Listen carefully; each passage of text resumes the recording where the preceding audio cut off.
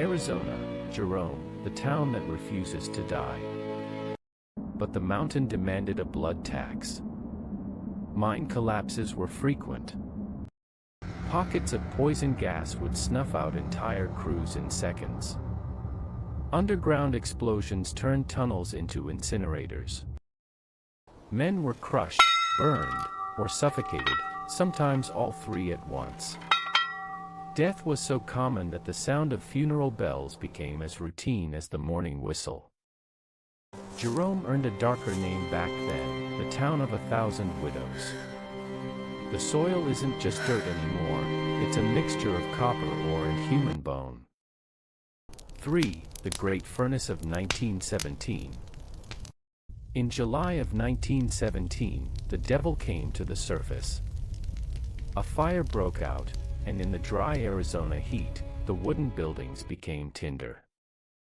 The flames didn't just burn, they hunted. The fire jumped across the narrow streets, turning the town into a literal furnace. More than 80 people perished in a single night. Some were trapped in the mines, others were consumed in their beds. Many bodies were never identified, they were simply turned to ash that settled into the foundation of the town. Jerome was rebuilt on top of those ashes. But whatever burned that night didn't leave.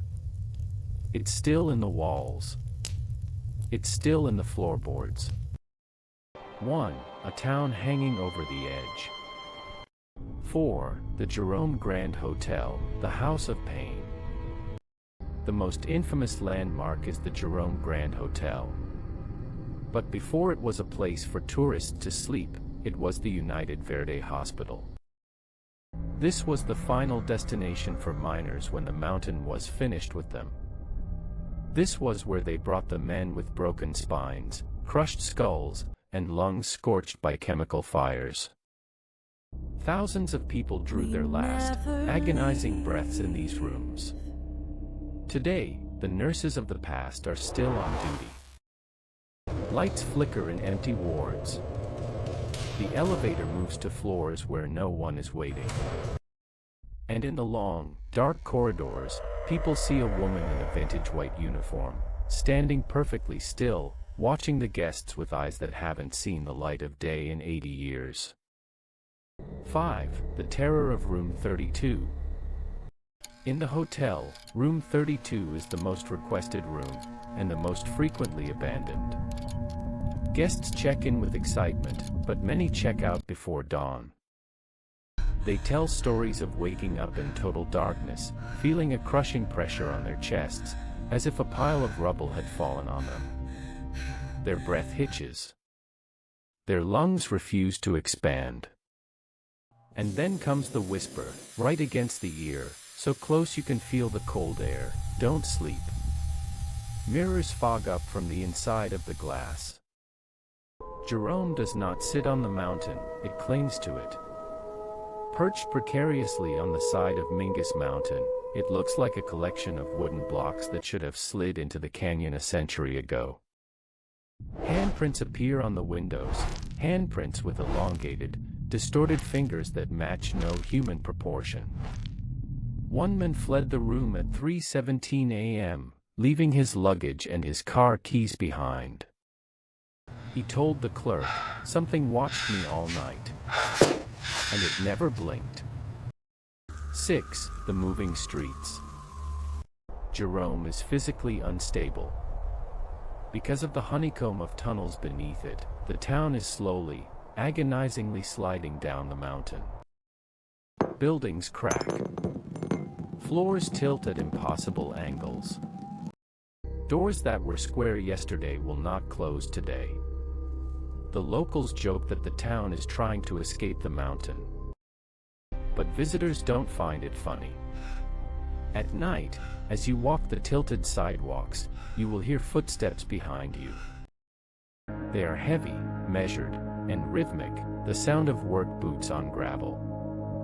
But every time you turn around, the street is empty. The footsteps stop exactly when you do. They aren't following you, they are waiting for you to get out of the way. 7. The Laughing Children. The road up is a serpentine nightmare, narrow, sharp, and unforgiving.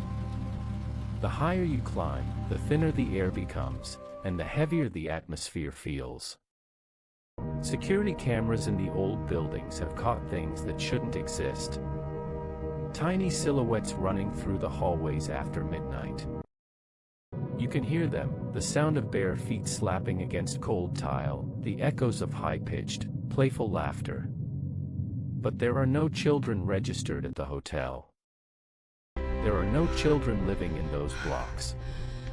The staff no longer investigates. They simply turn up the music or walk the other way. Because they know that in Jerome, the children who play at night are the ones who never got the chance to grow up. 8. Those who stayed. When the mines finally dried up in the 1950s, the living left Jerome. The population plummeted from 15,000 to barely 50. But the town stayed full. The ones who stayed didn't need the copper. They didn't need the money. They are the ones you see in the corner of your eye, looking out from the windows of darkened houses. Jerome doesn't trap people with locked doors or high walls. It traps them with memory. It anchors them to the mountain until they become part of the rock itself.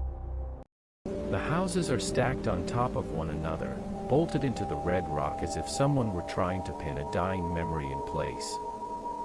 By day, Jerome wears the mask of a charming tourist town, art galleries, copper shops, and cafes. 9. The feeling of the departure. The most chilling part of Jerome isn't being there, it's leaving. As you drive down the winding road, leaving the town behind, the weight of the mountain doesn't lift. You feel 1,000 eyes on your back. It's not coming from one window or one alleyway. It's coming from the mountain itself. As if the entire town has turned its head to watch you go. As if it is counting you. As if it is making sure you're leaving, for now. 10. A final warning. If you find yourself in Jerome, Arizona, do not mock the history. Do not challenge the shadows. And for your own sake, do not stay after midnight unless you are prepared to share your room. Because in the high desert of Arizona, some towns don't die. They don't fade away.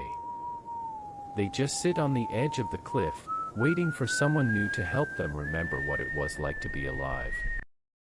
But by night, the mask slips. The locals have a saying, Jerome doesn't sleep. It only closes its eyes. And when those eyes close, the shadows start to move. 2. The town built on death. In the late 1800s, Jerome was the billion-dollar copper camp, the richest mining town in Arizona. 15,000 souls flooded the mountain, miners, gamblers, outcasts, and men who had already lost everything and had nothing left to fear.